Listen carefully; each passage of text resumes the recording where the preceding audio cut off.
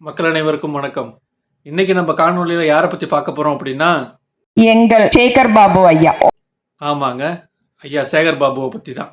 துப்புரவு பணியாளர்கள் அப்படின்னு இப்பெல்லாம் ஒரு கலந்துரையாடல்ல அவர் கொடுக்குற பேட்டிகள்ல நம்ம வாயை எடுத்தாலே மனுஷன் உடனே கிளம்பி போயிடுறாரு. அப்படி கிளம்பி போகும்போதே என்ன ரியாக்ஷன் கொடுத்துருக்காருங்கிறத பாருங்க. தூய்மை பணியாளர் காலை உணவு வழங்குவதில் காலதாமதம் ஏற்படுது. அது ஒரு பெரிய குற்றச்சாட்டு. 2 மணிக்கு சுட்டு மைக்கு விட்டாங்க 2 மணி ராமச்சந்திரன் கூப்பிடுறாரு. தூய்மை பணியாளர்கள் அப்படின்னு ஆரம்பிச்சாலே மனுஷன் பதில் சொல்லாம எந்திரிச்சு போயிடுறாரு. இதுல நக்கல் தோணி வேற. ஐயாவோட பரிணாம வளர்ச்சி எப்படி இருக்குன்னு கொஞ்சம் பார்த்துருவோமா? முதலாக ஐயாவுடைய பரிணாம வளர்ச்சி தோன்றியது இந்த வடிவத்தில் தான். அடுத்த கட்டமாக அது எங்கே போணுச்சுன்னா இந்த வடிவம். அதற்கு அடுத்த கட்ட பரிணாம வளர்ச்சி இப்படி இருக்கு. இறுதியாக அவருடைய பரிணாம வளர்ச்சி இப்போ இப்படி இருக்கு.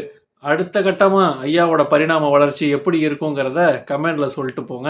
அப்புறம் தூய்மை பணியாளர்களே, அவருக்கு ஓட்டு போட்டதுக்கு நீங்கள் தான் வருத்தப்படணும்.